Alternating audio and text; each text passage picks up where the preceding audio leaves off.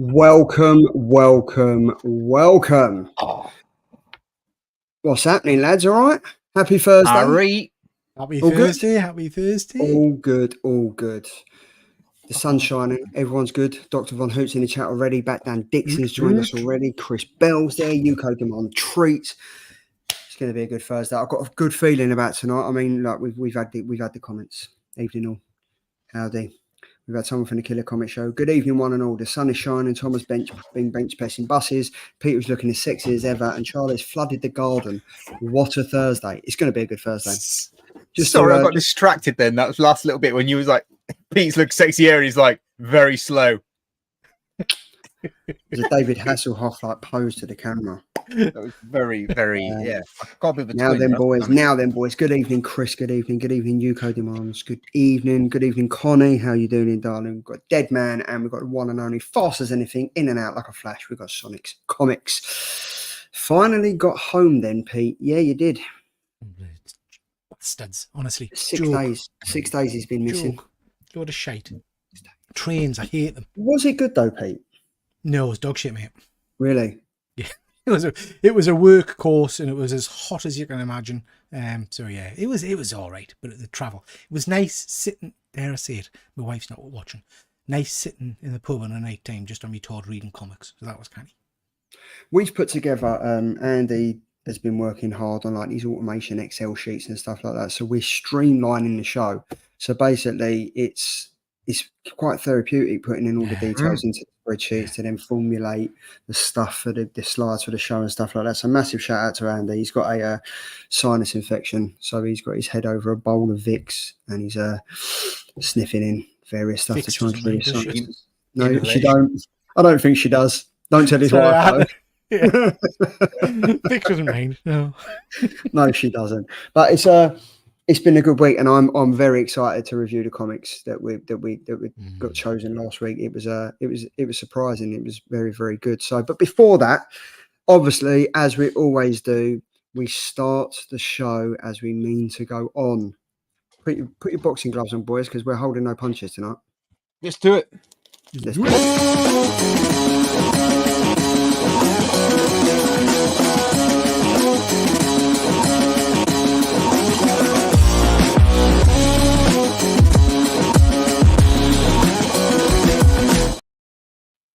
Put 'em up. Why you order? Why I order? Killer Covers, June 26th, new comic book day yesterday. We've got 4 fantastic covers that went live on Instagram yesterday. I've got to say, the Killer Covers do get a lot of traction on Instagram. I would say they're probably our most popular posts. We get a lot of engagement from everyone in the chat and other viewers and stuff like that. So it's always great to see what you guys think. And if you guys in the chat and girls in the chat, if you got a popular comic, post it on your wall. We'll reshare it, and everyone's a winner. You know what I mean? But yes, Killer Covers for a new comic book day yesterday. 4 comics. Up first, we have. This is Andy's pick, Harley Quinn, issue number 41, 616. My pick. No, unfortunately not, mate. I won the rock, paper, scissors. I wanted to go for this pick. Andy wanted to go for this pick. Tom wanted this pick. Pete wanted this pick. Andy got in quick. I think because he was formulating the Excel sheets, he kind of had the advantage. So 616 Comics, Carla Cohen variant. Yes, sir. Question. Yes. Andy's formulated this spreadsheet, right? That does all these automations. Does Yes. this spreadsheet involve possible bots that may or may not be linked to Andy, that therefore, whenever he picks a cover, it then makes him win? I love Andy. I'm going to say yes. Are we actually? I mean, Charlie, you're the boss, Charlie. Are we allowing this cover, considering he's not turned up for the show? Is he allowed to submit a cover? As I said, love Andy. Well, I wasn't allowed to submit a cover, and I had 6 months off. Yeah, but this is a Harley Quinn cover, and it's done by an absolutely sensationally stunning artist, Carla Cohen. So, Friend of the show. He's ticked 2 or 3 boxes. He's not here, but he's picked this Harley Quinn, always going to win, and he's picked Carla Cohen. So yes, this is an amazing cover. And now I've got to say this is sensational. So I don't really know what else we can say about this. It's Harley Quinn. It's Carla Cohen. She's amazing at what she does. And yes. What about you guys?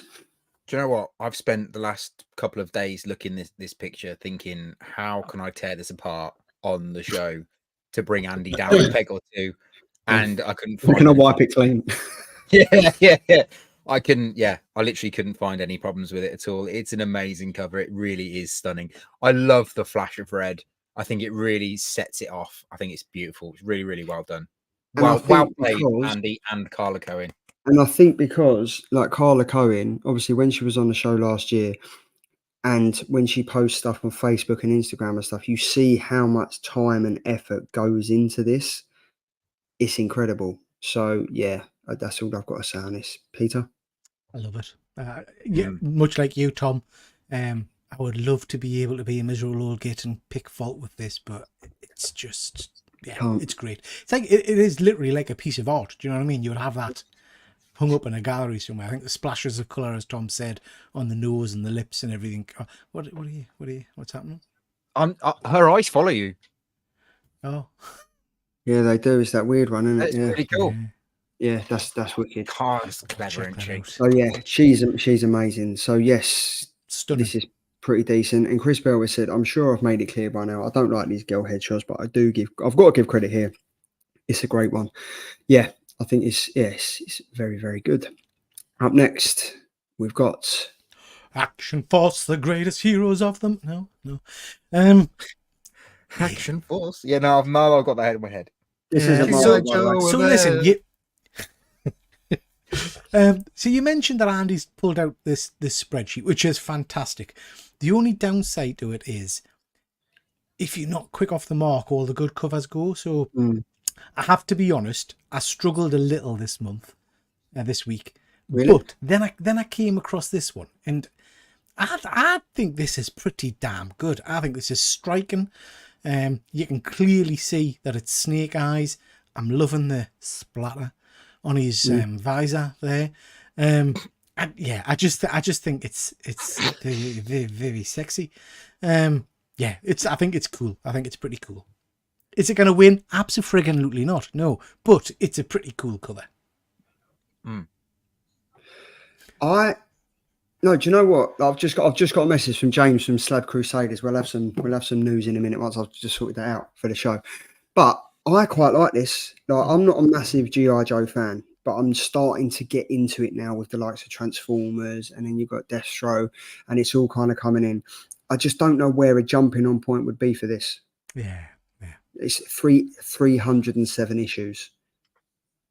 Yeah. I don't know.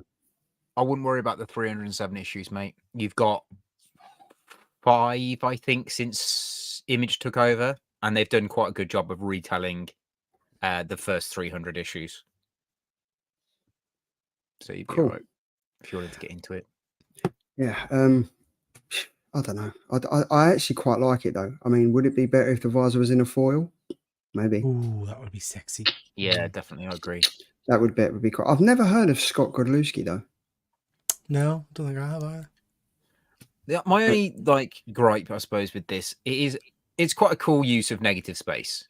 I quite like that it's very obvious that it's Snake Eyes. It's quite obvious that it's his, it's head and shoulders sort of thing. But it does look like these are images that have been pulled from Canva or like the internet on Photoshop. There doesn't look like a fat lot of actual artwork has gone into this. Does that make sense? Yeah. I do quite like it. I do quite like it. I do quite like it. It's not Marvel though, so that's my mistake. So I do apologise. But this is G.I. Joe, a real American hero, final order comics by the man like Triple G. Up next, Thomas. Yeah, so I've gone for the Skylar Partridge variant cover for Grimm issue 18. The color version to this is stunning, but I really were taken back by the black, white, and red. I just thought it was really cool. It really shows what Grimm's all about. And I don't know if you guys have read. I'm assuming we all have seen Stranger Things with Eddie Munson. And I thought this reminded me of that. And I was like, what's more metal than Eddie Munson playing in the underworld than an actual demon playing in hell on a hell scythe as a guitar. I just thought that was so cool, and I rocking out, mate. I loved it. Thought it was great, so I thought I'd bang it in here to see if I could win. Well, do you know what I love? I'm a massive fan of Stranger Things. Like, I love Stranger Things, and this Yeah, it's for really me good. from season 4 was one of the most iconic scenes in it, because it was kind of, he was just bringing everything to him. Like, he was basically like an electricity pile and was just getting all the energy and stuff and feeling it. Oh, it was wicked. And I think, is he dead though? This is the thing. Is Eddie Munson dead? I don't know. I'm looking forward to it. But Grimm for me has been an amazing comic. It's been consistently pretty decent. So I've been really enjoying this. Tom, have you still reading it? I am not. I haven't read the last, I think 3 issues I'm behind. But it is on my radar. I've got it kind of ready to read. I actually have really enjoyed this series. I don't know if you got to the point where they met up with Satan, which was really, really cool, where he's in Las Vegas. Very, very cool. No, I haven't. Are you reading this, Pete? No, I've got the first 2 trades to read, but I haven't read them yet. But I've got them to read. It has been pretty decent. It's been decent. What's the chat saying? It says, if that's you coming across it, get a doctor checked. Yes, indeed, yes. Peter is YouTube royalty, but this is his Prince Andrew moment. I can't sweat. I'm the same as him as well. Ooh, I don't know anything about G.I. Joe. And it's very illustrative, which is cool and all, but it's a bit busy for my eyes, this one. Yeah, it is a bit, yeah. Moving on. Zantana, Bring Down the House, issue number 1, 616 Comics, Carla Cohen, variant B. Bosh.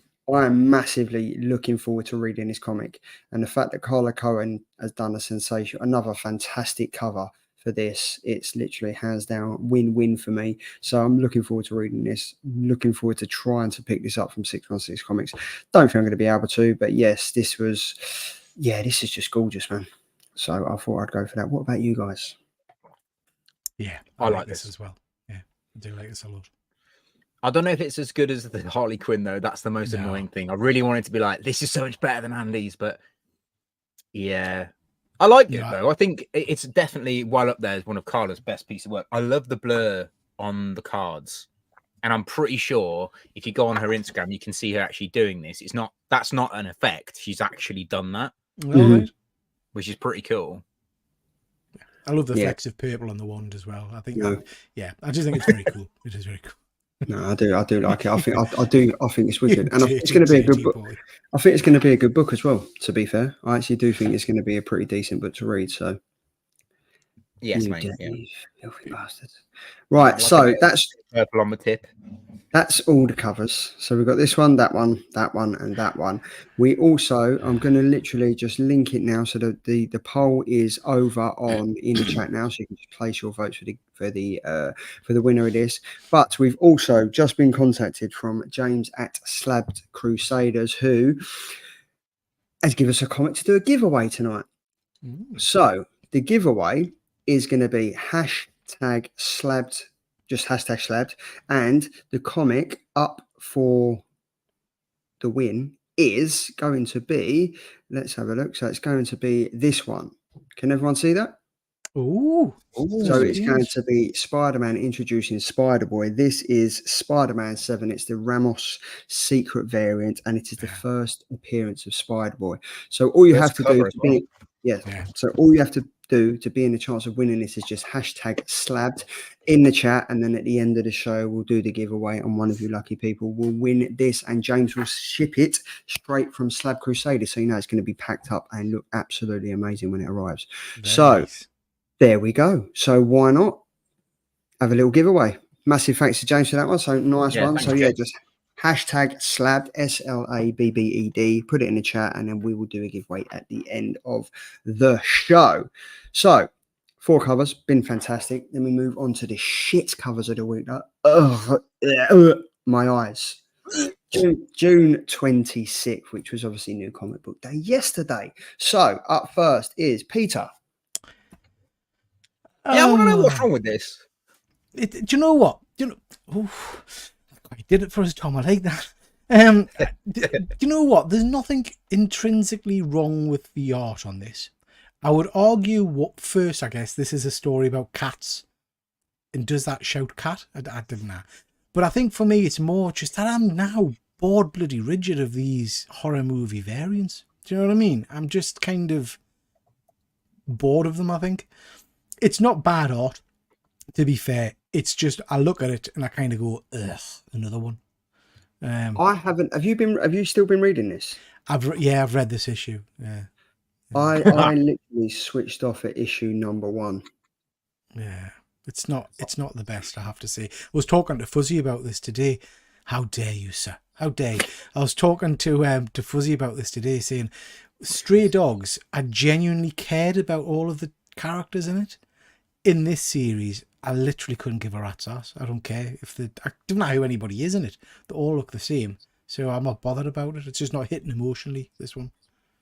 Yeah, I mean, I think, yeah, there's just so many covers of this. There was like 16 covers for this week. And it's I know, it's ridiculous. But Tom, what do you reckon, mate? I didn't see anything wrong with it, to be honest. As a cover, I thought it was quite good, quite a nice little homage. Is it going to win any awards? Absolutely not. Is it going to make me want to read the book? Absolutely not. To be fair, I think they're quite smart though, because obviously 28 years later it's coming out. Yeah. So are they trying to tie into that and stuff? But yeah, it's not a great cover. They are really good with the Feral and Stray Dogs homage covers. I think they've been really clever with what they've done. It's just a shame that the book itself is not great. I mean, Stray Dogs, the first series we talked about in length, was incredible. Series 2 fell off the way line a little bit, and then I haven't even started Feral, so I don't even know. I can't even judge, to be honest. I wouldn't rush it, mate. I wouldn't rush it. I don't think we've seen Axel in the chat before, so good evening, Axel Plate. Thank you very much for joining. Always a pleasure to have new viewers in, so thank you very much. People are saying it's dull, easy skip. It's not very pacey, mind. It does need to get a wiggle on. Yeah, I know Chris has been reading that. Dan has said, cat, dog, human, that face could be anything. And Deadman also said, I cancelled with issue number 3, but too late not to get 4. I think, Tom's right. Artistically, it's not bad. I think for me, it's more what this represents in terms of just another variant cover. I can't remember what book I was looking at the other day. I can't remember. But the volume of variants was like 60, 70 variant covers. I thought, what's the new Ninja Turtles? Well, yeah, you're right, Tom. It was the Ninja Turtles. I was trying to pick the cover. And I was going down the Ninja Turtles thinking, this is just mental. This is crazy. Yeah, it's a bit funny. Yeah, it's a bit ridiculous. The Ninja Turtles ones have got like a cover A, cover B, foil cover A, foil cover B, foil virgin cover A, virgin cover cover A. It's like, what the fuck? Yeah, it's all the same artwork. Yeah, it's just ridiculous. So yes, 28 days later. Sorry, Charlie, just to come on. I think the thing that wound us up most with the turtle one, when I was looking through it, you had your blank, but then there was like 14 more blanks just with different coloured font or something. And it was like, really? Do we need 5 different blank versions now or something? Yeah. So for the issue 1, you've got a white blank one. You've got a blank with green ooze on. There's a purple blank, and then there's a red one. And then they're going to do, for the first 5 issues, different coloured blanks to represent each turtle. So issue 2 is purple, issue 3 is blue, issue 2 is orange, issue 3 is blue, issue 4 is purple, and issue 5 is going to be Jenica's yellow, I think. Redonkulous. But yeah, don't you remember they did that for the Mighty Morphin Power Rangers one? They did, mate, yeah. Yeah, so I mean it's literally so many.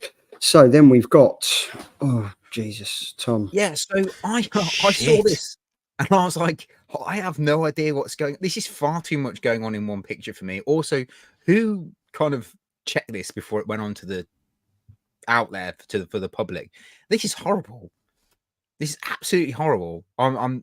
It's not even something that I would see on the shelf and be like, yeah, cool, I want to read that because it looks interesting. It's shit. It looks terrible. The artwork is not that great. I think his proportions are all over the place. And I just think it's so busy. I don't actually know what's going on or if I would even be intrigued to read it. What do you guys think? Yeah, I'm trying to work it out. Is that Andy launching his bots? Is that what's going on there? And he's just going to become an android. Yeah, just awful. It's not my cup of tea. I'm not a fan of that style of kind of artwork anyway. So yeah, it's not a one I would rush to pick up. Utter crack. This is what I think it would look like if when Elon Musk finishes a hard day at the office. Yeah. Elon Musk just sits there, takes off his skin, and just sits there working out Twitter and whatever else it's called, and how to launch a bloody new Tesla and stuff like that. It's absolutely hideous. It looks like it was created in the dark web. Mm. But there's nothing. I had a look at it and I thought, right, I'm going to try and do like a before and after. I'd try and do a bit of a shit sandwich and say why it's shit, then say why I kind of like it, and then say again why it's shit. But I couldn't find any reason to like it. There we go. Look, that cover looks like a deep paralysis demon. There we go. Sonic's has just basically said, holy shit. There we go. Utter cack. And I work with this guy, a lovely chap, drinks too much coffee. Looks like he drinks far too much coffee, sniffs far too much cocaine. Yeah, fucking is wired literally more ways than one. Wired more fucking ways than one. Absolutely horrendous. Tech Noir, issue number 1, main cover, Adam Brown, Hundo. No. So, up next, Andy's gone for this one.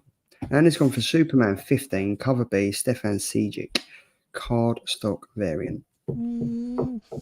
Now, I originally couldn't see what was wrong with this. I thought, it's okay. It's an okay kind of cover.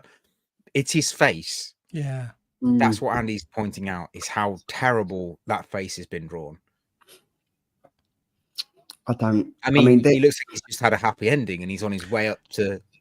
You know what I mean? Yeah. It just doesn't look good. Like I don't know. I've seen like some few things in the news, like with tying into Superman. Like there's been screenshots of the new movie and his suit looks saggy and the guy doesn't fill it out as much and stuff like that.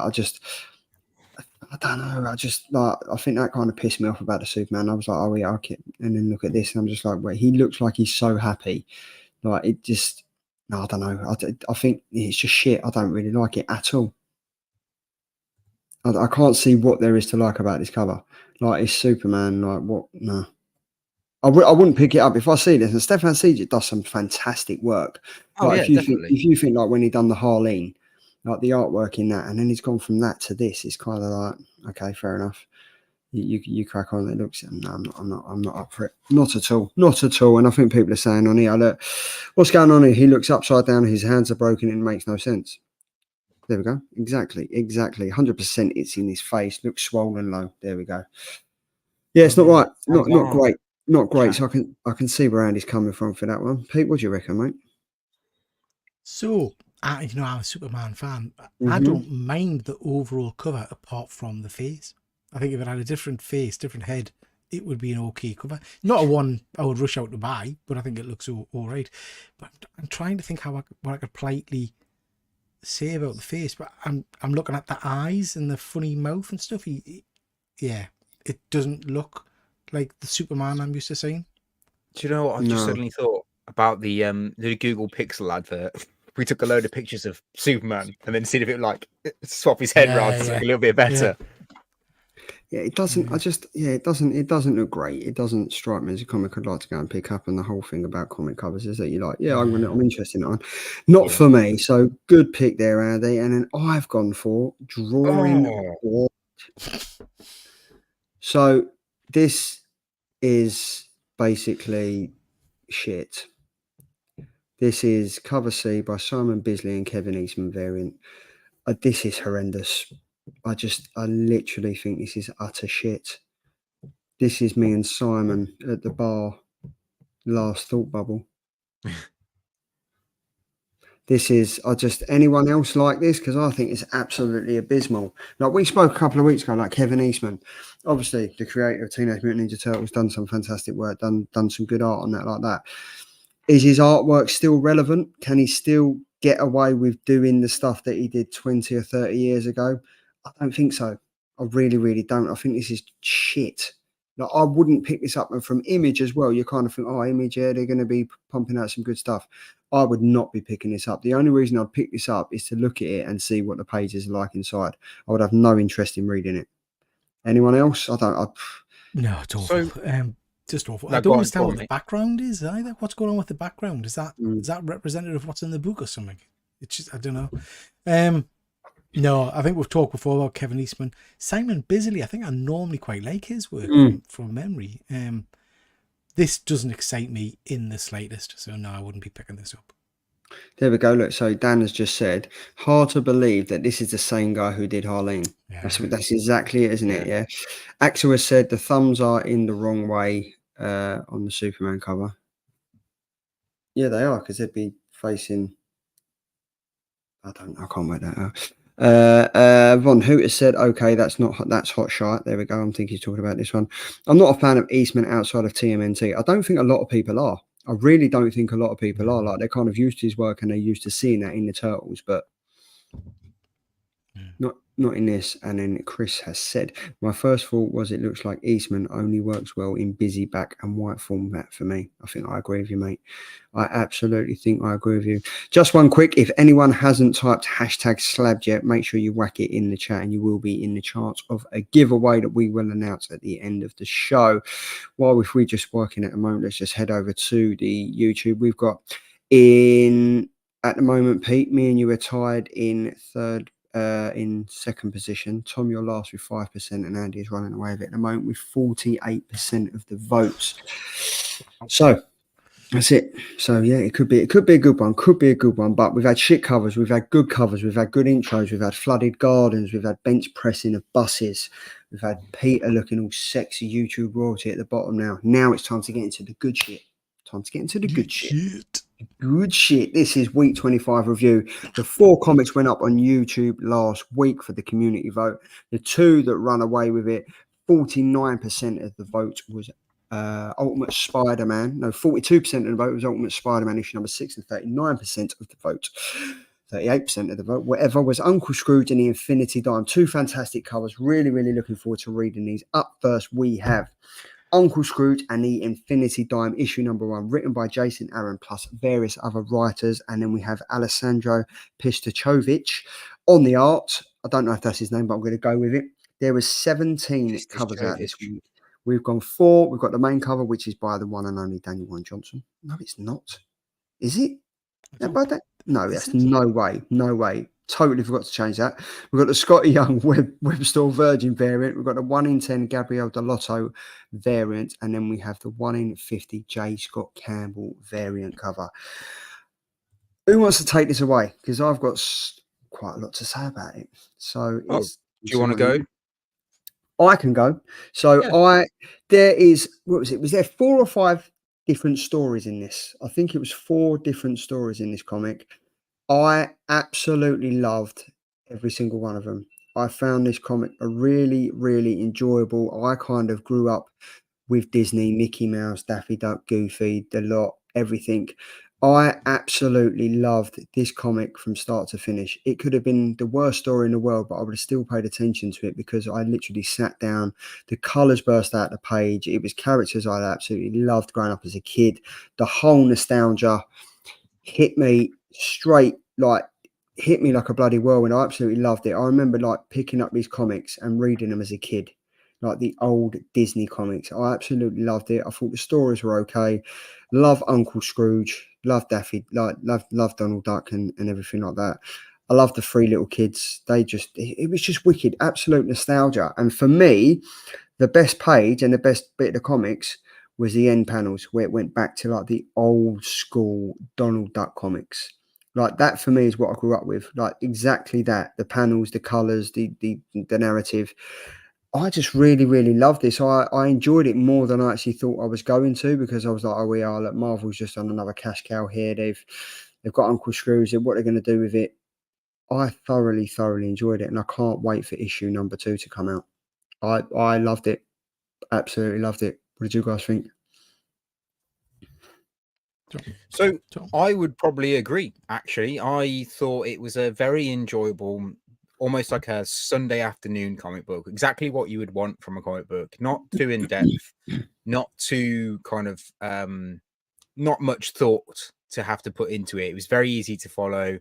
It had that nostalgic feel, like Charlie said, about going back and watching all the Disney movies and Disney cartoons on the channels and like all the old school comic books and stuff. I thought it was really enjoyable. What I really liked is the idea that they basically brought the Infinity Gauntlet into Scrooge's world, and like that kind of like Mickey Mouse type world, and how then you kind of almost basically it basically was Endgame in a way. Mhm. It's like there was a bit where all the Scrooges had been beaten, and then they all turn up and they all kind of take down this ultimate Scrooge. And I just thought it was quite cleverly written for any audience to understand and to pick up and enjoy. And I thought the artwork was stunning. I just thought it was really good all round, probably a very good Sunday afternoon comic book. And I would totally agree with Charlie that once you finally got to the end of the book and then you ended up reading the old school books, it's like, oh, do you know what? It's just a nice little throwback at the end. I don't know whether or not it's got legs to be any more than a one shot. I know it's got more than one issue, but I don't know whether or not they've kind of blown their load, if you like, in this first issue. I don't really know how far you can go with it now, but we'll see how it goes. But I did enjoy it very much so, and I do look forward to issue 2. Pete? Yeah, my dogs are going crazy downstairs, so excuse the noise. I absolutely loved this. Is it a continuation? I thought it was just a one shot. I have to be honest. I thought it was a continuation. I'll have a look. Sure, yeah. I loved it. I loved the story. I thought the story was kind of old school feels. Basically, it's a story of what happened to Scrooge McDuck if he never interacted with his nephew, and he becomes this kind of old Ebenezer Scrooge type character. I thought that was really clever. You are correct. It is a one shot. Oh, it is. But it puts issue 1 on, which is weird. If it's a one shot, they shouldn't put. That's what I thought. Yeah. I thought the artwork was beautiful in it. There were some real good heartfelt moments, but there were some funny moments as well. I love the panel where they're getting beat and someone shouts, was it "Release the Donalds"? And you get the multiverse of Donalds kind of pour it in, which was great. And they're like, oh, he's not eating, and his car broke down today, and like we put him in a cage. I just thought it was, just fun. Yes. So yeah, I enjoyed it a lot more than I probably expected to like it. But it's Jason Aaron, it was gonna be good writing. That's the thing, Yeah, and I think like it was just so enjoyable. I just kind of like, I think the artwork for me was wicked. Like I really, really love the artwork, and it was just. Yeah, it was kind of like, even if they'd thrown in like a Donald Duck Avenger type of thing to time for this, I would have loved that. I think it was just an easy read. I think, as you both said, it was an easy read. Really, really enjoyed it. 69 pages, to be fair. It was 69 pages, even though I think about 17 of them were showing all the covers. But it was just a good comic. I just think it flowed pretty well. It was just Uncle Scrooge, I think, is my new favourite Disney character after reading this. He kind of just gets on with it. What is the pages? It did not feel like that. It literally felt like I flew through it. Yeah, so good. It reminded me of you. I don't know if you guys have seen the Uncle Scrooge movie where they get the lamp, and he makes the wishes and stuff. It reminded me a little bit of that, which I really enjoyed. Yeah, looks fun. Might give it a go when it turns up on the app. And then Martin Simcox. Good evening, sir. Thank you very much for joining, Martin. So here's also #slabbed. Right, so we've got that one. But yeah, thoroughly enjoyed it. I'm gutted to see it's a one shot because I was looking forward to reading more of that. But hey ho, they might do another one, mate. Yeah. Hopefully, another one shot of a different story. Yeah. Up next, Ultimate Spider-Man issue number 6, written by Jonathan Hickman and the artist by Marco Checheco. Main cover is Marco Checheco. We've got the Chris Samney variant cover. We have the Unknown Comics Stefan Segovia variant, and then we have the 1 in 25 David Marquez variant. We have read all 6 issues for this. We've reviewed all 6 issues on the show. Which one of you lovely men underneath me would like to take it away? Peter? Yeah, so this is the kind of the end. Yeah, this is the end of the first arc of Ultimate Spider-Man. We get the kind of the accumulation of the build up towards him and Green Goblin facing off against the Kingpin. That doesn't go, I think, as expected. I really enjoyed that battle. It was quite kinetic. Love the family elements to this. I love the fact that, and spoilers, I mean, I'm sure people will have watched it now. I love the fact that when, Peter kind of, when it's found out that he's Spider-Man, MJ just really couldn't give a shit. Do you know what I mean? She doesn't go off it or scream or anything like that. She's supportive. I just love, that's the bit of this book for me that the regular Spider-Man book has totally dropped the ball on. I love the family element, the heartfelt element of it. For whatever reason, Marvel decided a while ago that they didn't like that side of the Spider-Man tale. Well, this book shows that actually that's the wrong decision, because the character works well in that environment, you know. I think the art's great. I'm loving the portrayal of Kingpin in this. I think he's really, really interesting character. Yeah. So yeah, for me, another great issue, and it rounds up the kind of the first arc really well. And Spider-Man doesn't win. Do you know what I mean? We get used to seeing the good guys walk away, thumbs up, everything's great. He doesn't win in this book, which again I really like. So yeah, loved it. I've got to agree with you, mate. I think I picked this panel here on the left-hand side where the kid literally just blurts out, my dad's Spider-Man, I didn't know what to do. As a kid would. Do you know what I mean? As a kid would panic and just say, oh my God, I'm so sorry. This for me is the only Spider-Man comic that I've been looking forward to reading. Now, I'm not a massive Spider-Man comic fan. Like, in the movies, I kind of like them, but in the comics, I haven't read a good Spider-Man comic that I'm like, do you know what? I'm invested in this. I'm going to read it. This, for me, is some really good writing. I like the fact that Spider-Man doesn't win. I like the fact for I think issues number 2, 3, and 4, he got his ass kicked. I like the fact that the Green Goblin's going to turn on him. I can see the Green Goblin turning on him because it's inevitable. Like, do you know what I mean? It's going to happen. But I like the fact that they're tag teaming at the moment to kind of beat Fisk. Fisk is massive in no matter what context, whether he's in the Spider-Man computer game or whether he's in a comic. He's huge. Like even in Daredevil, the TV show, he was just a big man. And in this, they literally just put him as like a giant of a man that doesn't give a shit. You're not going to beat him. He's had some work done. I just thought it was great. I love the fact that he just battered the shit out of Spider-Man and Green Goblin. And they kind of, because you don't see like Spider-Man or anyone kind of shying away from it and thinking, shit, we got to get out of it. But the Green Goblin was like, mate, we need to get up and we need to go. Like with their tails between their legs, they were like, we have to jump ship. Otherwise, this guy's going to kill us. Yeah. And I just love the whole surveillance thing, is that they thought they had the upper hand. And he's like, well, I've been watching you for 2 weeks. I thought I was going to have to invite you in to have this confrontation, whereas you finally both plucked up the courage. You both grew a pair of bollocks. You've jumped in. Right, let's crack on. And I just thought it was thoroughly enjoyable. And then I know it's cheesy at the end, and the panel I picked at the end, I know it was cheesy, and MJ's like, oh, you got the Spider-Man suit on. I thought she was just egging to get some, spider spunk on her face. But which she probably did. But the fact is that she was like, oh my God, you know what your name is? It's got to be Spider-Man. You kind of knew that was coming, but I was looking forward to it. So I just thought it was overall. Yeah, I was very, very impressed. I think it's a good comic. I haven't been reading any of the other Ultimate Black Panther and stuff like that. So have you two been reading them? I read the. What I have. What are the other ones? X-Men.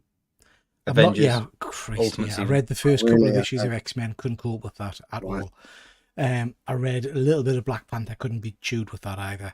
But I've been reading the team book, the Ultimates. That was okay. Okay. This is by far the better book, to be fair, and I think that's quite reflective of the first Ultimate Universe. I think Spider-Man and the Ultimates were streets ahead of the others. The others were good, but they stood out as being the best books. Yeah. Yeah. I mean, Tom, what did you think about this? I agree. With both of you, I thought it was an absolutely fantastic book. But I mean, for me, Jonathan Hickman is one of the best writers on the planet. So when I read that he was doing Ultimate Spider-Man, I was like, this is going to be good. I like exactly what Peter said. I think the family element of the whole book is what's really made it. Like the family connection that Spider-Man's got with Jonah Jameson and Uncle Ben, and the fact that the story's slightly different. It's Uncle Ben that's still around, not Aunt May. I love that MJ's completely got his back no matter what. And he's able to be open with her and say, look, I am Spider-Man. I hadn't told you before because I didn't know how you'd react. Rather than, I've got to keep my secret identity. I can't tell anyone, which is really refreshing. And I love that as it's gone on, she's the one that's named him. He hasn't gone to like a wrestling ring and then been named by a bloke down there. He's actually been named by his wife, which is quite cool because in this kind of day and age, our wives or our partners are the ones that support us, and I love that that's what they're kind of promoting here. And I agree with you, Charlie. They just made Fisk absolutely phenomenal. Yeah. Like, not just did they make him massive, they made him indestructibly massive. Like, they just proved the point that he's been waiting for them to rock up so he could beat the shit out of them with nobody else there, just to prove that he could. Yeah. Which I thought was just incredible. Great writing, great story. I'm not normally a fan, and I think I've said this a few times. I don't like the chop and change going back in the start of the book, like, we did this, and the other, show the injuries, and it's got to go back a few panels to show you what's actually happened. I'm not a fan of that kind of going back in time thing, but I thought this worked out really, really well. I thought it was really well put together. Also, the fact that Spider-Man basically gets beaten and then he has to sit there at the breakfast table, black and blue, explain to his family how he got there, was just brilliant. It's almost like going out on a Friday night and having too many beers and waking up because you fell over pissed. Yeah. It's kind of that kind of thing, which I really, really liked. And I agree with you, Charlie. I think towards the end, I think MJ was definitely after a bit of something. And I definitely got that feeling. And then it changed dramatically into like, she's just out there. But that might just be my dirty mind. But yeah, it was really good and very enjoyable book. Spider Jizz, it's good to be back. Evening, gents. Pete, you won one of the killer covers with Spider Spunk, didn't you? Spider Spunk, yeah. Spider Always Spunk, a winner. yes. Always a winner. Always the winner. But yeah, there was a bit of me that thought it would have been cool if his daughter had named him, because she kind of was with him when he kind of started doing it, and she kind of picked the suit and stuff like that. She picked the costume, didn't she? Yeah. He So did, I mean, it's pretty cool. But yeah, this is thoroughly enjoyable. I'm looking forward. Is there 12 issues of this? I think it's an ongoing, isn't it? I was going to say it's ongoing, yeah. Oh, is it? So this is the end of the first story arc. Yeah. And then I think the next story arc, from what I've read, I think the next story arc is the change or the turn between him and Green Goblin. Right, okay. Yeah. There we go. Which I hope they don't stick to that Yeah. same narrative. I hope it's different. We'll see. I still think Gwen's going to be the bad guy. I think so. Yes. Yeah. Yeah, that'd be such a cool twist. She came across very manipulative in issue number 5. Like massively, like she was the driving force behind some of the stuff that Harry was doing. So yeah, it's going to be interesting. Super breed, as Dead Man has said. Which would be a really good dynamic, considering the fact that they're promoting the fact that MJ is supporting him as Spider-Man. So she's the one that's driving him, and it would make sense that Gwen would be the one driving Harry. It's quite a good dynamic, actually. Yeah. No, I think it'd be great. So yeah, so 2 fantastic covers, and the vote for next week's sneak peeks are already up. I kind of put it up early just to give longer for people to place the votes and stuff, but we'll talk about that at the end of the show. Now, the killer indie picks for July 3rd, which is next Wednesday. Up first, Tom, it's you. Yeah, so I don't know if any of you guys have ever read a Grendel book, but I got massively into Grendel when I was younger because I read Grendel versus Batman, and he's like this kind of devil's reject, sort of a bit like Ghost Rider, if you like, but like the DC Dark Horse style version. And this Crucible Defiance has just come up as the next kind of chapter of the Grendel saga. So I thought I would bring it to the masses and see what you guys thought. But it's written by Matt Wagner, who's absolutely incredible writer. So I am looking forward to reading this. The character I've never read, but I've always been intrigued by. This is the I know I can just see his head on there. It's the guy full black costume. Has he got like a long staff or something? Some kind of staff thing or something. Yeah. And he's got like almost a bit. He's a bit of a cross between Batman and Spawn, if you like. He's that kind of his eyes look very much like Venom. Yeah, what I was going to say. So, and Dark Horse, they kind of do like to mix like amalgamations of characters and stuff like that. But I've never read Grendel. I actually think I've got a Grendel comic in my collection, but I've never ever read it. No, I've never read it. I would definitely recommend, if you've not read them, the 2 Grendel Batman books. They're really good because like he's almost like a demon that comes from the underworld. There was a guy that died and he gave up his soul, but very similar to Ghost Rider. But in the Batman Grendel book, Batman finds this urn or whatever it is and releases him, and then it's all a little bit about then Grendel's vengeance is against Batman. It's quite a cool book. Okay. Oh, cool. Sounds yeah, cool. But it does look pretty good. Yeah, very, very much like Venom, though. Very, very much. Yeah. Oh yeah, definitely. Andy has gone. Andy's a massive fan of Sam and Twitch Case Files issue number 4. I need to catch up on this. I've only read issues number 1 and 2 so far, but this is, from what Andy said, this is very, very enjoyable. You don't need to know a backstory of Spawn or anything to get into this. It's done by Todd McFarlane, who is obviously the creator of all things Image and Spawn, and it's done by one of the greatest artists over the last 2 years, is Simon Kudranski. So I don't think you can do any wrong with this comic. Issues number 1 and 2 were fantastic. Haven't read issue number 3 yet, and looking forward to reading issue number 4. Have you guys, Peter, you just said you haven't read this. Tom, you're a Spawn fan. Have you read this? I am a bit of a Spawn fan. I haven't read this yet, but a friend of mine who has been reading it said that if you like detective comics, like the original Batman detective comics, this is that, but basically on steroids. It's Wicked. it is very much a detective, make you think. You're kind of thinking what's going to happen next, who's the murderer, that kind of thing. It's like a real murder mystery style thriller book. So I'm definitely going to give it a go. That's for sure. Martin has said, "Love Grendel when it first appeared way back in Comico's comics in the 80s." And Dan has said, "Pretty sure Grendel came before Venom." I think he did, yeah. There we go. Yeah, Batman Grendel from 1993, great read. I'll have to definitely check pick that that out. up. Yeah, definitely. So Sam and Twitch by Image, and Peter. Thundercats, Chitara. So it's like your soul just left your body. Like, it's got to be better than the main title, hasn't it? It's by a different writer. Do you know what I mean? So I'm still banging that Thundercats are cool drum, even though Chitara. Even though the comic has been less than stellar, shall we say? I haven't read. I've had an issue number 1. I haven't read it's any. just awful, mate. Awful. Agreed. So this is a new series by different writer, different artist. I need to give it a go and see if it's any good. See if it can reignite my passion for Thundercat comics.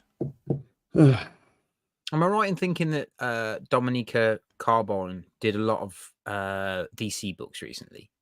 Well, I'm not sure, mate. Don't know. Wouldn't I don't know. I'm gonna have a look. There's a load of variant covers for this one as well. Some of them are pretty cool. Of course there is. Yeah, so this is Chitara, issue number 1. I have gone for Crazy Latte Thing Called Love. Right? This for me, listen, right? I've got to read the synopsis of this, right? Pesto Comics. Yes. Right. The Italians. Yeah. It's a very good comic. Sorry. Right. This for me, right? I love my comics and I love my coffee. So this one's struck out. And this is indie. This is indie. So I've found a proper indie comic. Pesto Comics, yes. You know, the green of the pesto, right? For red the pesto, right? So I've gone for this, right? Bear with me, because it says, how much time can you really know about a person you've just met? Crazy Latte Thing Called Love is a 32-page full-colour one-shot where Liam, a love-lorn insurance adjuster, doesn't care to answer the question. He falls deeply in love with a barista, Ruby, who barely knows him. As his love falls deeper into obsession, he gets dragged into a world he was not prepared to enter. Liam starts his day the same way every day, gets dressed, coffee, and start the long commute to the office. A broken coffee machine sets him on an entirely new course of his life. He decides to stop at a local coffee shop, and on his way into the office, he meets Ruby. She's the love of his life. He didn't know it existed until now. He's immediately convinced there's no one else out there for him. He dreams of all the ways they can be together, but there's a lot about Ruby that Liam doesn't know. Whether he finds out, it will be very dangerous for him. Not me. Shit. Single-minded, small mind, whatever. I'm looking forward to reading that. I'm looking. I feel like I've just listened to the entire story. Well, there we go. That's it. You don't need to read it. Yeah. Sounds good, though. There we go. So, yes. Evening, ABC. Thank you very much. Chris Bell said, I feel like every week Charlie opens a publishing company to bring these to the table. Do you know why I have to do that? Because if I don't, you people in the chat would have to read and sit there and read. I bring it to the masses. With my Cockney charm, I tell you what the comic's about so you can decide, fuck that, I'm not reading it. I'm helping you out, guys. I'm helping you out. True. So seriously, Pesto Comics? Have we heard of them before? I've never heard of them. No, I've never heard of them before. Never heard of them before. But you know what? I've also, Peter, never heard of Peacock Cider. Peacock Cider. Yeah. Peacock cider. Yeah, it's nice. Gives you wings. Love a bit of peacock. Gives you wings. Gives you feathers. Yeah. But yes, Crazy Little Thing Called Love. I will be picking this up, and you know what? I'll probably buy it digitally. Send you the link. You won't read it like humbug. We're on issue 75 now. Not one of you have read issue number 1 yet. Not happy about that. But Didn't know we had been sent issue 1. My bad. crazy lot of thing called love. There we go. Killer trades and hardcovers now. Go on. I was going to say, before you move on, So Lee, who's the person that's writing the Chitara book, she wrote the Eisner Award-winning Maleficent book for Disney. Oh, so she it should be good. So she might be. So she's clearly doing. I think she's done quite a lot as well, you know. And I think she doesn't solely do Dynamite, but I think Dynamite is her publisher to go to. But yeah, who knows? So Killer Trades and hardcovers now also for next week up first. I've gone for Wonder Woman volume number 1, the Outlaw trade paperback. This is written by Tom King, art by Danielson Perry. This for me was. This is wicked. I went for the Art Germ version because this is. I've loved this Wonder Woman book. My favourite Wonder Woman book of all time is obviously Dead Earth by Daniel Warren Johnson. Nothing's going to come close to competing with that. But this has been interesting. There was a few issues. I think it was number 2 and number 5 that were kind of all right, fair enough. Just get on with it. But I like Tom King. I think Tom King's like a good writer. He's a staple in a DC portfolio. You kind of know what you're getting. One of my favourite ones that he did with that, I think it was him, was Heroes in Crisis, where all the superheroes were suffering like mental breakdowns and they couldn't deal with what they'd done over the years and stuff. I think this is going to be good, and it's just another trade paperback. I'm into collecting trade paperbacks at the moment, and I'm now started on. I'm trying to get into compendiums and stuff like that. But yeah, this is I think it's going to be a good one. I've enjoyed some of the stories, and I like reading them in trade paperback form because sometimes some of the issues that you read and thought was shit, they kind of make more sense and they flow better when you can just continually read. Pete, you know what I'm talking about. No, I completely agree. Agree. And my pal, I also Efren, agree. We all concur. We all concur. My pal Efren over at Passpoint Comics has been a big fan of this series, so I'll pick up this trade paperback, I think, because it looks interesting. Martin said, always better to try something new than most of the rubbish put out by Marvel. Support the indies. Yes, indeed. There we go. So I'm definitely going for that. And I'm going for Crazy Lot of Thing Called Love as well. There we go. Talking about Marvel rubbish. Yeah, and to be fair, the issues of this that I have read have been rubbish. But this is Marvel Zombies Black, White and Blood Treasury Edition trade paperback. I've gone for this because even though the stories are pretty crap, the ones I've read, the artwork inside is stunning. I'm a sucker for what I would class as fucked up Marvel characters. I love that image of Wolverine. This is a Treasury edition, so it's a larger print, which is always my go-to for artwork. So yeah, this is pretty much purely an art buy. If the stories are okay, then great.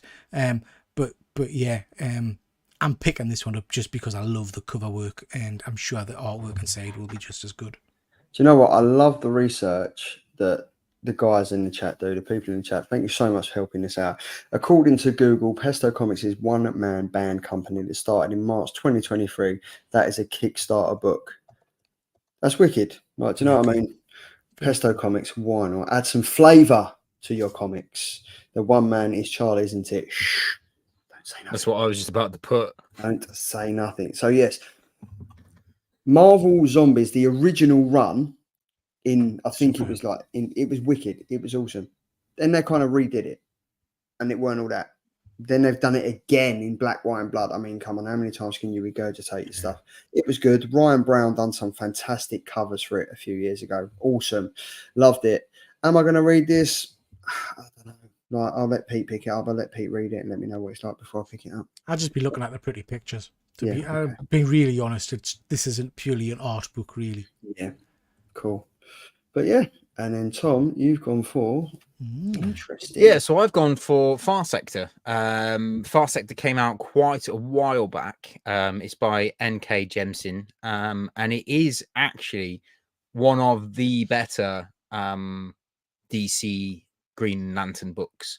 So it basically follows this one character, and she's like a police officer, but in a kind of like a futuristic world, and she lives her life there. But then she's not well liked.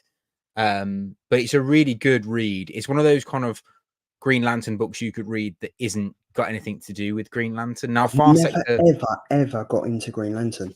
I think this is one you would like, mate. This is a bit of a detective style comic. Someone gets, I think there's a murder or someone gets thrown out of an airlock or something, and she's got to investigate it.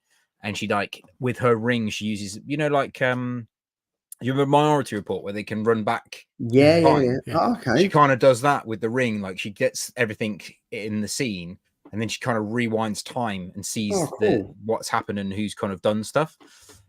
This came out actually during lockdown. I read this whole series during lockdown. So it's been a while since it before it came out on trade paperback, but I would recommend it. It's really, really good. It's not a Green Lantern I'm familiar with at all.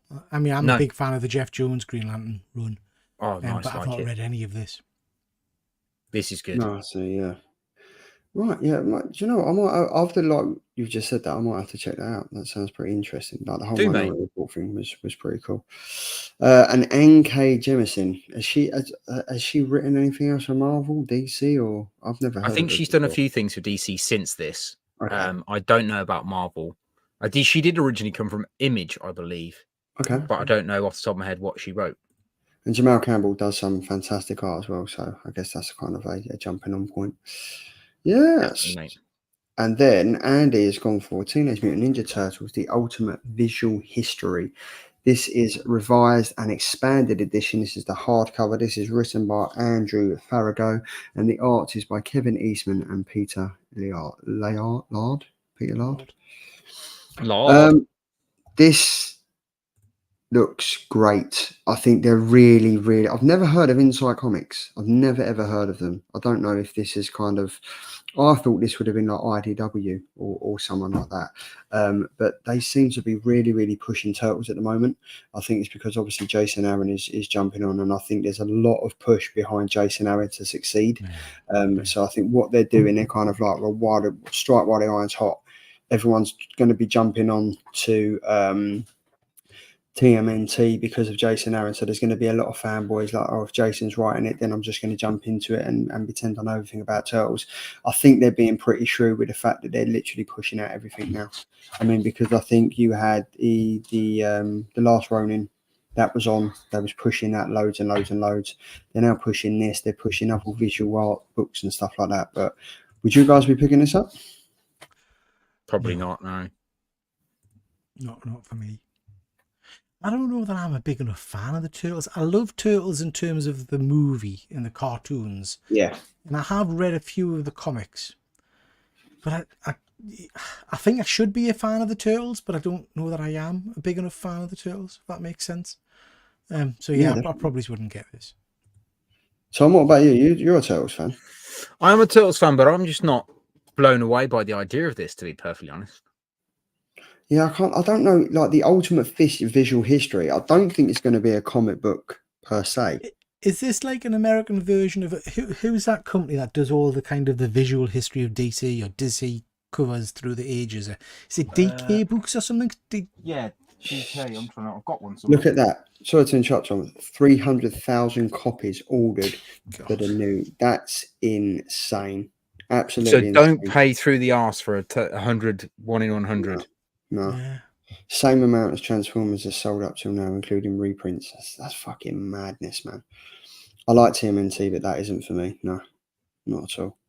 So yeah, so that's Insight Comics. Never heard of them, but yeah. I do. Sorry, before you move on, Charlie, just jump back onto that image, please. Mm-hmm. I do quite like the way they've done the cover there, with kind of each turtle representing a different variation of the. Yeah. Yes. That's pretty cool. I like that's pretty cool. Yeah, that's quite cool. Yeah, I do like that. Good spot, Pete. Good spot, mate. So we are now at the final order cut-off top 4. Now, every single week, the main man over at Slab Crusaders, James, will put up a Facebook page. He'll put up an Instagram post, sometimes puts up a YouTube channel post and stuff like that. But this is obviously his date on 9 p.m. on Sunday is a date that you have to get your orders in for FOC. Always amazing offers, amazing deals, going above and beyond on the Facebook channel to get things up for sale. So up first, Andy has gone for The Nice House by the Sea, issue number 1. Fans of James Tynion and also fans of Nice House by the Lake will know what this story is all about, so we don't need to go into that. He has gone for the Nick Robles cover B variant. This is released on July the 24th. If you scan the QR code, it will take you straight to the page on the Slab Crusaders, and you can also buy that. I'm looking forward to this. I really hope it isn't as confusing as Nice House on the Lake, though. I have a feeling it's going to be, but yeah, I'm looking forward to reading this. Did any of you end up finishing Nice Yeah, House? I by the way? finished it. You did, No, yeah. it got a bit too convoluted for me. Yeah. I forgot who was who and who did what and Yeah. who was having sex with who. Yeah. Very complicated book, and I think, to be fair, it's a bit like the books we were talking about earlier. It's probably worth going back and reading it in one sitting as a trade, because it's, I mean, when you've got to have, like, each book's got to have like a friggin' page with a key of different symbols and characters and names and code names. It's like that's a lot of work for me, like, you know, too much work. And there we go. I order from Slab Crusaders because of you guys. Great service. Thank you very much. And then Martin has said that's a great, that's a gorgeous Nick Robles cover. Yeah, it's nice. very, very That's much nice. indeed. I'm just interested to see if this kind of follows on from Nice House on the Lake and stuff. I don't know if it will, but I mean, I need to finish it. So that's that one. And then I've gone for this amazing one, Harley Quinn, issue number 42, obviously by DC Comics, cover C by Ben Harvey. This is released July the 23rd. This for me was just had to be. I purchased this today. Really looking forward to reading this one. This is just a gorgeous art piece. Awesome cover. I haven't read Harley Quinn since issue 26 because I didn't like how the story was going. Like, for me, you can't beat Amanda Connor and Jimmy Palmiotti writing Harley Quinn. That's the best version of Harley Quinn for me. So I was very much for that. This is just an awesome cover. Ben Harvey is killing it at the moment, so this was a no-brainer. So I've gone for that one. Awesome. Loving it. Boom. There we go. Deadman has just sold my 12 issues on eBay. May get the trades one day. I assume he's talking about Nice House on the Lake. Right. There we go. And then the DVH has said, sounds too much work for me. Connie has said, I'm going to be controversial, but I don't think James Tynion is all that. I always end up confused. I think I'd agree. Depending on the story that he's doing, I would have to agree. And also the same with Jeff Lemire. I always end up with a headache after reading his comics. What else have we said? That we read that one. Fuzzy said, thoughts on Joe Kelly getting ASM? Surely he can only get better. It has to be, no. If it doesn't, I think they've kind of, everything's been tried and tested. Get Donny Cates on, or get, you know what I mean? Get someone else in there. Get someone that can actually smash it. And then that is a banger cover. Thank you very much, DVH. So there we go. And then up next, I see this one, Pete, and I was like, this is a good cover. So I don't know if you've got the synopsis handy, Charlie, but so this is a really cool cover. I was drawn to it because of the cover at first, but then when I read the synopsis, it sounded amazing. So this is a Jenny Frison cover to start with, but it's a anthology book of scary horror tales, basically. And when you read the list of creators involved with this, it was like a who's who of big time creators. You've got Garth Ennis, Becky Cloonan, James Tynion, Weather Deledra, Andy Lanning, Trevor Hairsing, loads. Some big name people. Yeah. And I mean, I think I told you guys before, I absolutely love a kind of a short tale horror anthology, like your Silver Coins, your Ice Cream Mans, that kind of stuff. So this is just straight up my street. I'll definitely be picking this up. Yeah, this looks wicked.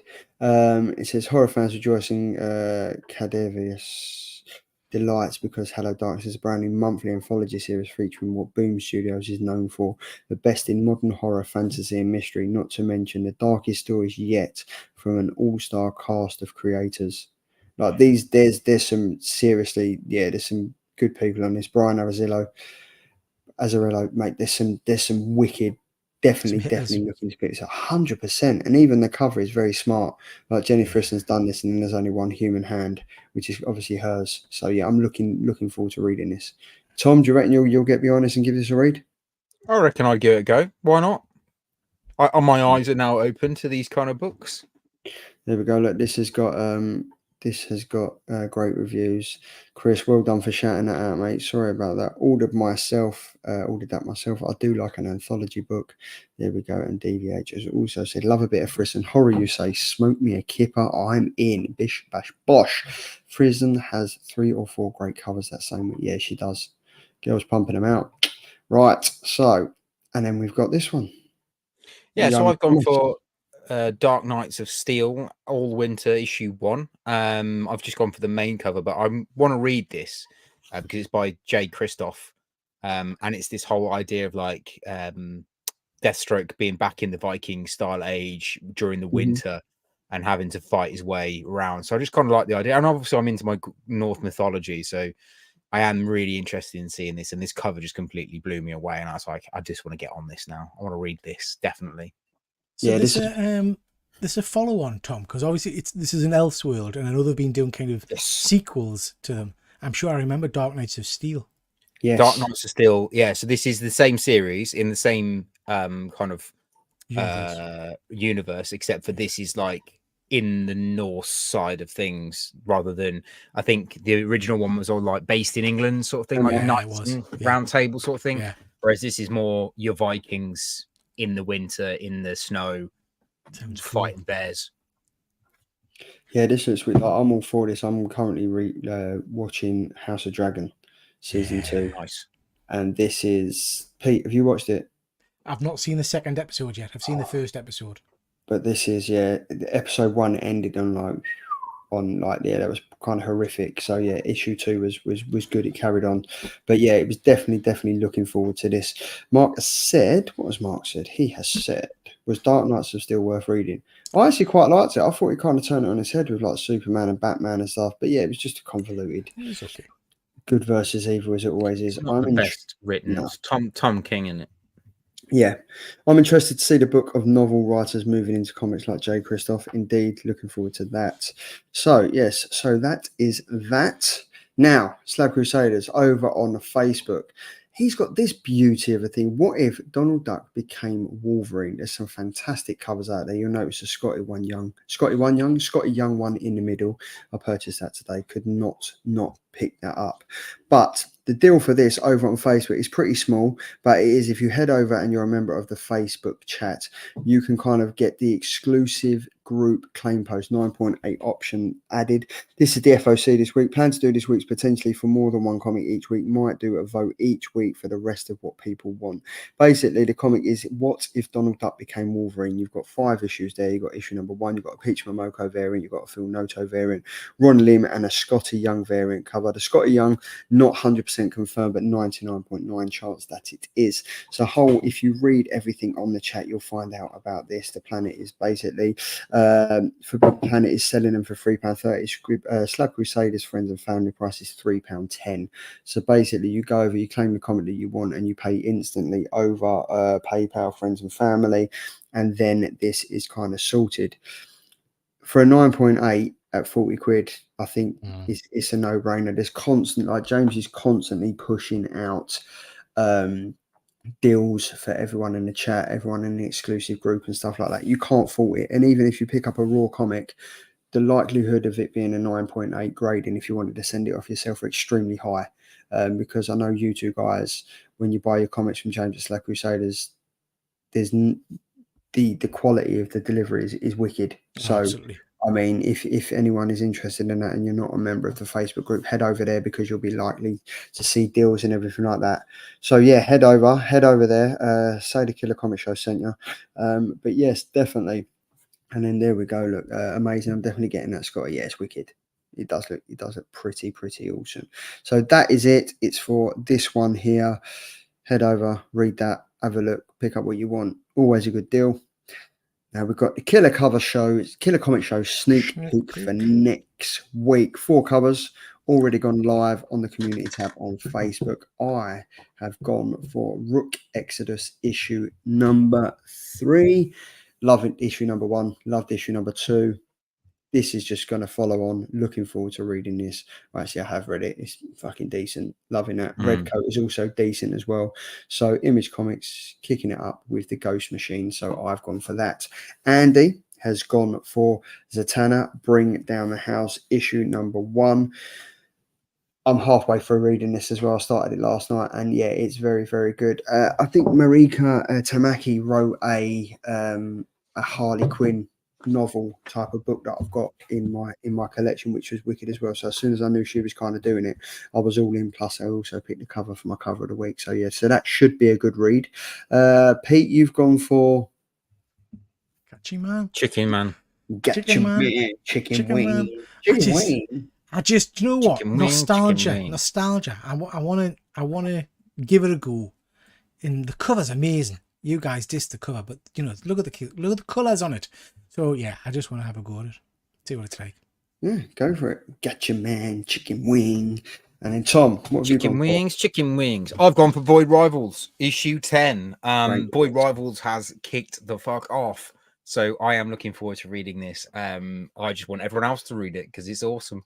Yes, it is indeed. So yeah, we're issue number 10 already. I think the first arc came out about a month ago. I think it was issues 1 to 7. I think it was.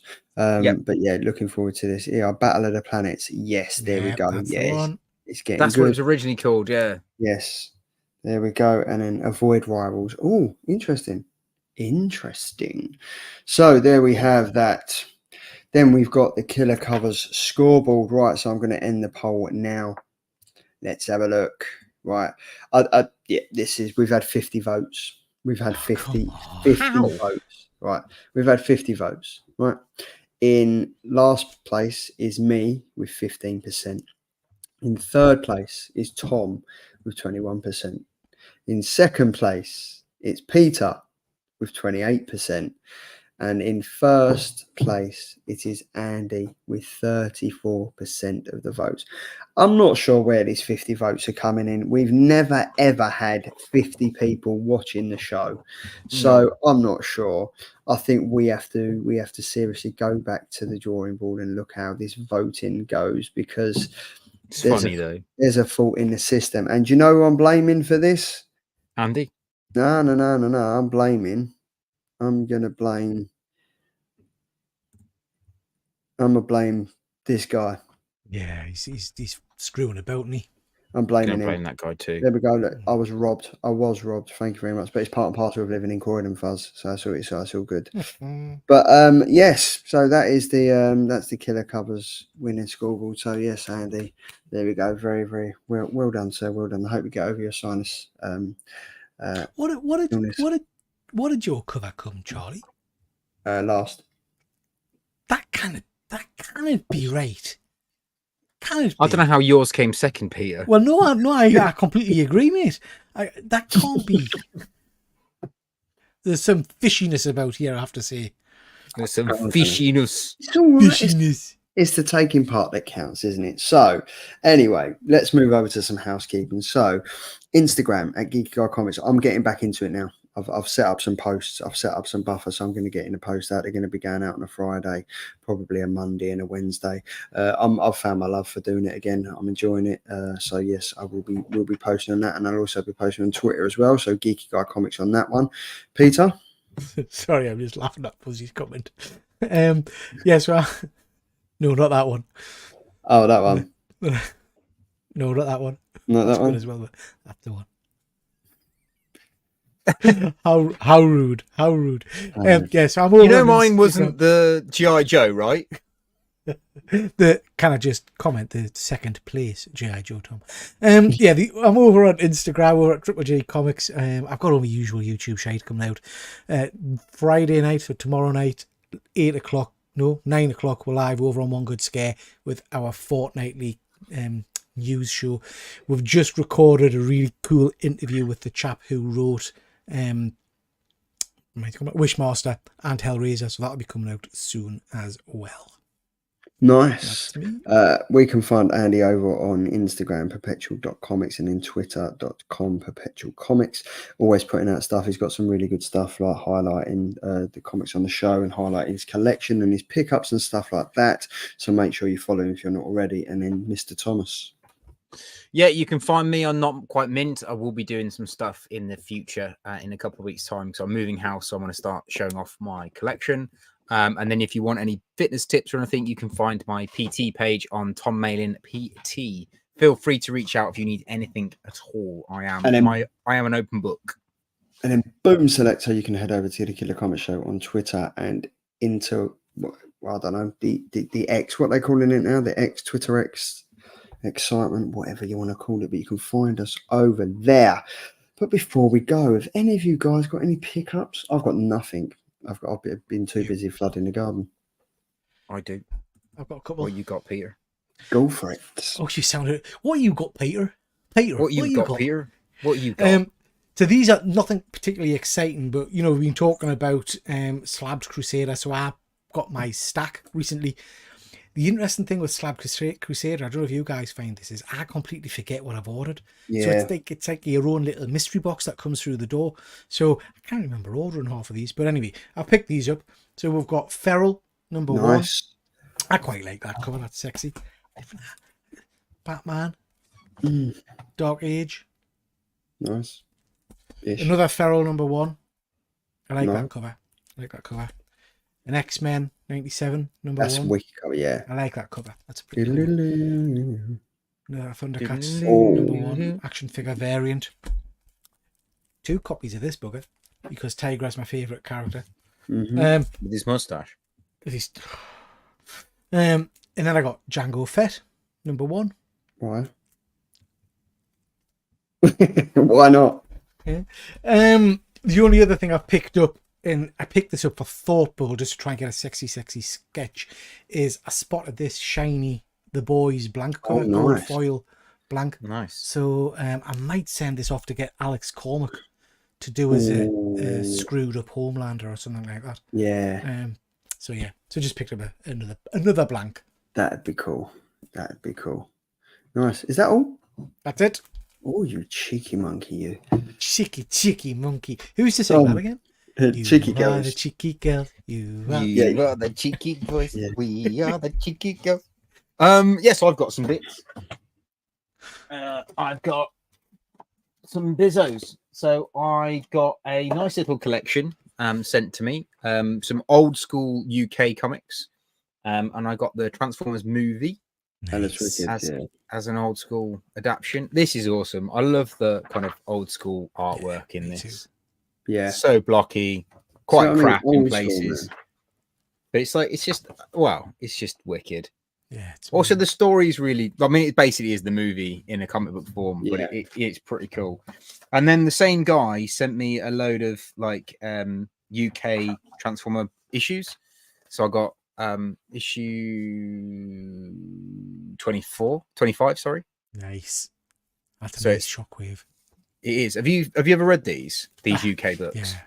This one's so good because this is like, I didn't realize that Shockwave and Megatron ever actually had a fight, and it's in this one, which is pretty cool. I read them originally and forgot them, and then I picked up a lot of the. I can't remember who did them. They did little trade paperbacks, but they had like interconnecting covers because it was normally IDW, I think. It was it, yeah. But they were I very think cool. it was IDW, yeah. Yeah. But also, like, I've got issue 26. But what I didn't realize by going through them is that in the UK books, because of printing issues, they did some of it in black and white as well as color. Oh, that's cool. Totally random. So first few yeah, pages. so there's some really random ass pictures in it, some random bits that are not color, which is pretty cool. So I've got that one. I've got issue, which one's this? 21. Got issue 21. Oh, nice. Oh, cool. I've also got issue 28, which is actually the reprint of the Instruction of the Dinobots, which is pretty cool. Very cool. And then there's a couple of others. Is there a poster? So the Dinobots one's really hard to get if it's got the collectible poster inside it as well. Oh, I don't think there's a poster. Be in I the don't centre see pages. a poster. No poster, mate. Took it out. Somebody's had it away. But I mean, the reason I'm thinking about collecting these anyway is that if we ever, me and my wife ever have children, that they'll be able to have these and wreck them for all I care. I mean, they've only cost me pennies. What I'm wanting to do, and it's an idea for those as well, I might do it with those. I want to get all the Thundercat comics that I read as a kid and then get them bound. So you can get them bound professionally into one volume. Yeah. That's a cool idea. That'd be cool. Yes, That's Fuzzy. cover. I've already ordered mine. Yeah. So yeah, some pretty cool. I just love the old school covers. I think they're sick. Yeah, they're wicked. That's Artwork's amazing. amazing. Yeah, that's cool. I think this one's probably my favorite one out of the whole lot. Oh, nice. That's pretty cool. It's pretty cool. So I got those. That was my kind of cheeky pickup. And then I also got delivered my J. Scott Campbell Wolverines, Oh, nice. Nice. which are stunning. Yeah, they look wicked. Sexy. Yeah, they look cool. How much did they set you back? 41 for the two, including shipping. including shipping. Yeah. That's Very not bad good. at all. That's not bad at all. At all. So That is me. we have now got the giveaway. So before I do that, let's have a look at the chat. I might try to start finding graphic novels I used to read as a kid again. I don't regret. I regret donating them when I grew out of them. Yeah, I think a lot of people. I did the same. I Yeah, donated a same. load of comics, and wish I hadn't have done. So let's do the giveaway. So if we share the screen, we go to the window giveaway tool. Right. So we have 11 entries. So good luck to every single person that entered for this. I'm going to do it. Draw. Let's have a look. There we go. Oh fuck! I'm still in there. Ding, ding, ding, ding, ding, ding, ding, Boom, ding. boom, boom, boom. Boom. Von Hoot. Von Hoot again. Von Hoot, Von Hoot, Von Hoot. You will be winning. Let me just see if I can share. He's a lucky mole, isn't he? He is a very lucky male. Let me just share. Right, so this is what you will be winning. You will be winning Spider-Man issue number 7, the Ramos secret variant, and this is the first appearance of Spider-Boy. So you will be winning this, James. I think Von Hoot. If you could either message me or one of the guys in the chat, and we will then make sure that we post your details to James, and he will get that in the post to you. So massive, well done. Round of applause. Massive well done to you, DVH. Thank you very much again to every single person joining in the chat. Enjoy your weekend. Enjoy all the comics that you're reading. Next week, you will have all the 4 of us back as usual. And normality will resume as well as it can do on a Thursday night. But yes, well done, DVH. Enjoy your weekend. Enjoy what you're reading. Enjoy the weather. And we shall see you same time next week. See you later, everyone. Yeah. Ciao. See ya.